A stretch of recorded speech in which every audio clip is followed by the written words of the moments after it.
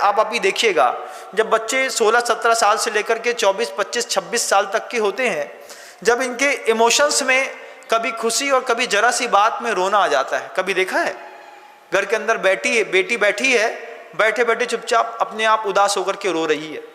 पिता ने देखा तो उनने सोचा कि बोलेंगे तो अभी और छिड़ जाएगी, इसलिए बिना सोचे समझे उसके सामने से निकल गए। मम्मी भी बोल रही भाई इनको चेहरा तो जब देखो तब बन जात है। ऐसा नहीं, ये वो एक टाइम पीरियड है 16 साल से लेकर के 24-25 साल की उम्र तक का, जब बच्चे इमोशनली अनस्टेबल रहते हैं। उस वक्त फैमिली मेंबर्स की ये जरूरत रहती है कि बच्चों का स्थितिकरण करें। कोई प्रॉब्लम है, कुछ गलती हो गई, कुछ पूछ रहे हो, कुछ समझ में नहीं आ रहा है, कोई परेशान कर रहा है, कोई दिक्कत है तो हमको बताओ। ये घर के अंदर जब भरोसा मिलता है बच्चों को, जवान बच्चे होते हैं वो बड़े हो रहे होते हैं, लेकिन आपकी नज़रों में तो आपका बच्चा 60 साल का भी हो जाए तो वो बड़ा नहीं होता। हमने दुनिया भर के कितने दादा दादी देखे ऐसे, 85 साल के बब्बा हैं, 65 साल के उनको लड़का है। बब्बा कहते जो मोड़ा को बिल्कुल भी अकल नहीं है, हम कहते भगवान बचाए। 65 साल के मोड़ा में अकल नहीं है, उन्हें संतानें पैदा कर ली, उन्हें ब्याह कर लो, उन्हें पूरी दुनियादारी बसा ली, उन्हें धंधा कर लो, उन्हें दुकानदारी बंदी कर ली, उन्हें मकान बना ले। पिताजी कहते हैं तुम्हारे बाप में एक पैसे की अकल नहीं है। नाती होता तो वो भी हिला देते, हो सही कह रहे बब्बा तुम, हम भी परेशान हो तुम भी परेशान। लेकिन ये चीज क्या है, ये वो चीज है कि हमको हमारा बच्चा कभी बड़ा नहीं लगता, छोटा लगता है।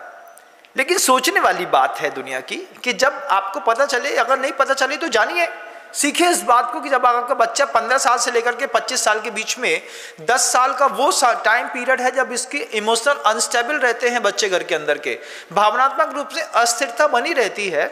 उस समय माता पिता को, भाई को, बड़े भाई को, दादा को, ताऊ को, बच्चों को केयरिंग करनी पड़ती है। घर के अंदर देखना पड़ता है कुछ प्रॉब्लम है क्या, नहीं भी प्रॉब्लम है तो पूछ लो, सब ठीक है ना, सब अच्छा चल रहा है, कोई प्रॉब्लम तो नहीं है, कोई दिक्कत हो तो बताओ, हम हैं, कब भरोसा रखना कोई दिक्कत नहीं होगी।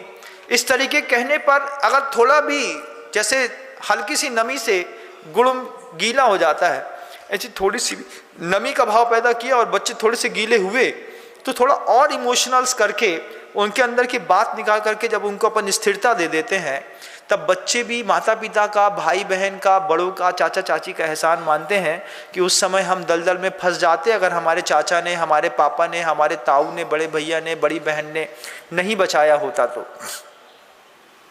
ये वो एक टाइम पीरियड है, इस टाइम पीरियड को आप सब दुनिया के लोग भी समझने की कोशिश करें और अपने अपने बच्चों को सिर्फ खाना, पानी, भोजन और ट्यूशन के अलावा भी इमोशंस को क्रिएट करने के लिए उनको टाइम दें। जितना टाइम आप मनोरमा सीरियल को देखने में देते हैं उतना वक्त उस वक्त का वो टाइम है आपका कि आप सीरियल बंद करके अपने बच्चे के साथ टाइम गुजारें। छोटा सा बीच में काम रख लें, चाहे वो गेहूं बीनने का काम रख लें और चाहे कोई क्राफ्ट के आइटम बनाने का। घर के अंदर पहले बहुत अच्छा रहता था कि माँ और बेटी मिल करके कोई क्राफ्ट का आइटम बना रहे होते थे, कोई आर्ट्स बना रहे होते थे, तो दोनों जन मिल करके उसमें 5-5, 6-6 घंटे देते थे। 5-6 घंटे देते थे तो बीच में डिस्कशन भी चलता रहता, क्यों सब ठीक चल रहा है, हमने सुना तुम्हारे स्कूल में कोई पढ़ाई वढ़ाई नहीं होती है, तुम्हारे स्कूल में लड़के उड़दंगी करते रहते हैं, ऐसा वैसा। बच्ची धीरे से मुस्कुराती है, हंसती है, देखती है, बोलती है, शर्माती है। माता पिता को उस सेंस से समझ में आता है। ये ऐसी बात कहने पर बच्ची ऐसी शर्मा रही थी, अब थोड़ा सा और खोद खाद के ठीक करके देखते हैं, और अगर ये इधर उधर वाली डामाडोल वाली स्थिति है तो इसको थोड़ा सा स्थिर कर देते हैं। 2-4 उदाहरण दिखाना, 2-4 चीज़ों को बताना।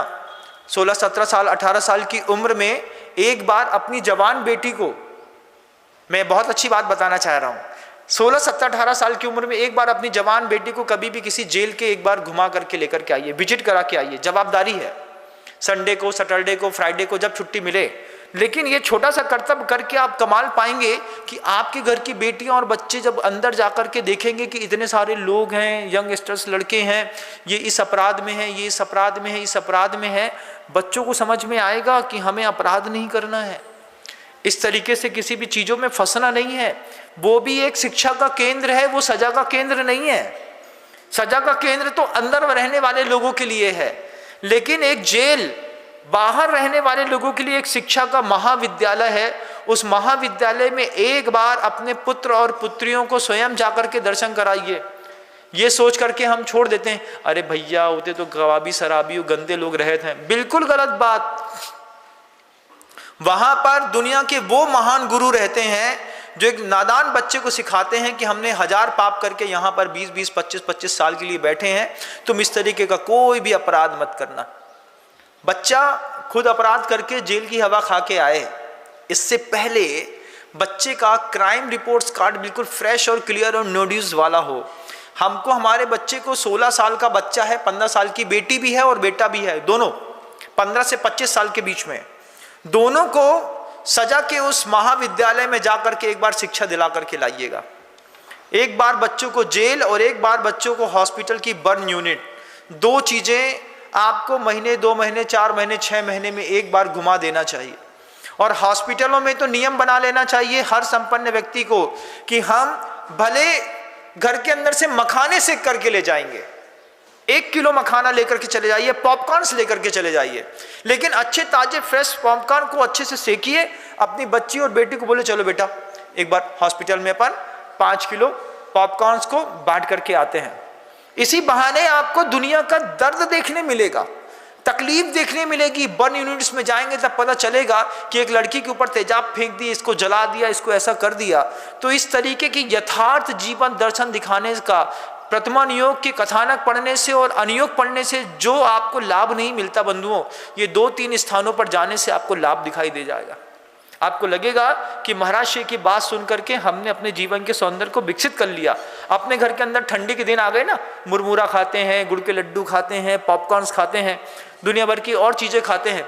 कभी परहित में भी इस बात की तैयारी करिए कि घर के अंदर मान लो ठंडी के दिनों में दूध ज्यादा आ गया, चावल ज्यादा आ गया, तो 10 किलो खीर बना दो भैया, घर के अंदर ही बना दो। अपने परिवार के लोगों के साथ आपकी जो सिटी हॉस्पिटल है वहां पर जाकर के एक छोटे से कप में खीर दे दी, छोटे से कप में ले जाकर के पॉपकॉर्न्स दे दिया। जवान बेटी और बेटे को वहां पर 1 घंटा घुमा करके लाए, इससे शिक्षा मिलती है। आपको लगता है टाइम वेस्ट होता है, आप गलत फहमी में है, आपका भी जीवन दर्शन आता नहीं है। अभी आप जीवन जीने की सही चीजों को समझ नहीं पाए।